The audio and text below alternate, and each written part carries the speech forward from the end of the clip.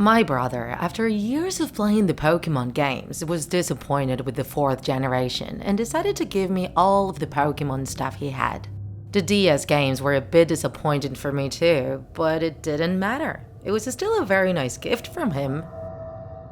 I started playing on his save file since I was curious about it, and just like I imagined, he had every single Pokemon at the time registered in his Pokédex. He used to use an action replay to improve the experience, according to him, so that explained everything. He had 6 level 100 Rayquazas, and seeing them, I remembered how I would always lose against them. I was getting a bit bored, so I decided to go to the GTS in Jubilife City to see what other players would offer me for those Rayquazas. I decided I would trade them for any other Pokemon. I hated them and wanted to get rid of them because they reminded me of many humiliating defeats in the past. Once at the trading station, I offered one of the Rayquazas for a Bronzong I selected randomly, just making sure it was level 100, and a few hours later, I received a shiny Bronzong nicknamed Hellbell. I was surprised of having received something so valuable, but at the same time, I hated its name. I'm a religious person, so I feel uncomfortable talking about hell and things like that. And not only that, but all of its stats said 666.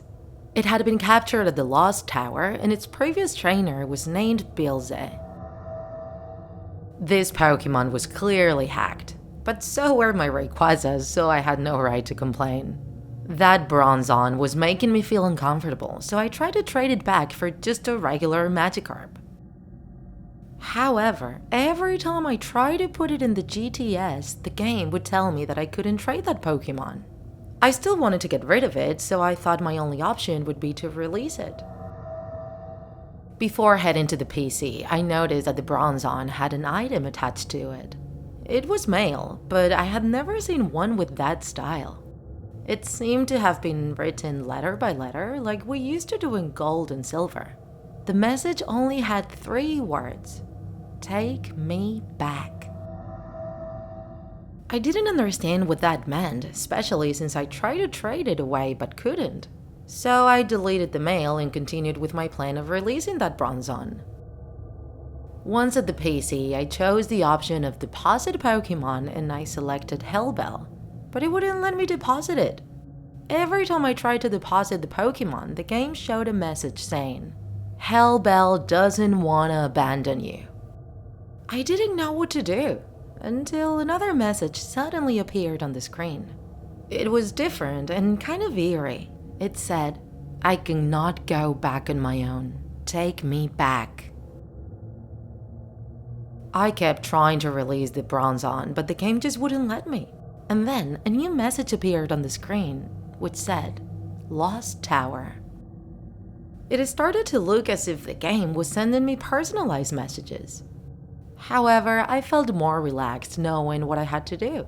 It all seemed weird, but feeling determined, I got out of the GTS building and headed to Route 209. I started walking through that route to reach the Lost Tower and finally get rid of that strange Pokemon. But on the way, I noticed that I wasn't seeing any NPCs. It was so bizarre. Especially when the only NPC I saw was an old man who was moving erratically on the screen.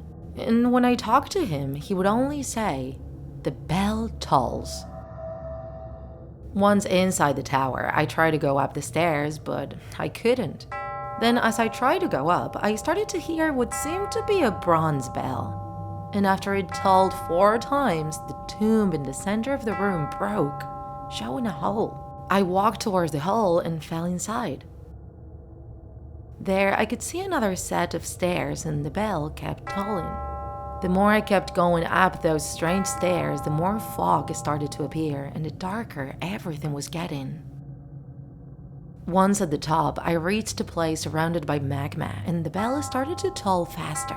And once I reached the end of the stairs, the bell finally stopped tolling.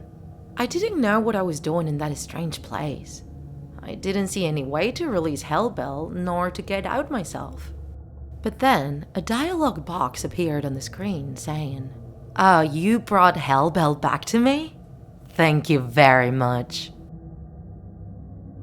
Then, a gentleman trainer appeared in front of my character, and Hellbell also appeared, standing between both. The game then said that I gave Hellbell back to the gentleman and then asked me to provide my name. Confused, I decided to write my brother's character name, but when I inputted the first letter, the game went back to the dialog box and said, "Your true name, please." Panic invaded me in that moment. How could the game know? However, I still kept playing and I did what I was asked. I started writing my real name, but the letters now looked red. When I finished, the game asked me to blow into the microphone, so I did. The screen then went black and the dialog box appeared again, saying, "Thank you, miss. I'm happy to tell you that now you belong to me." In that moment, the bell started to toll again, and I could see how my character started changing. And the most terrifying part was that the character ended up looking exactly like me, wearing exactly the same clothes. Then another message appeared saying, "Hellbell used in prison." And immediately after, my DS turned off by itself. Everything changed after that.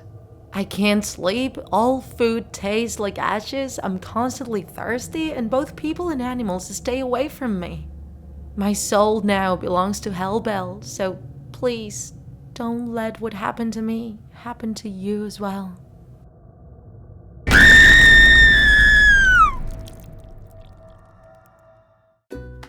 If you enjoyed this video, don't forget to like it, and if you want to see more Draw My Life videos, subscribe to our channel. See you in the next episode!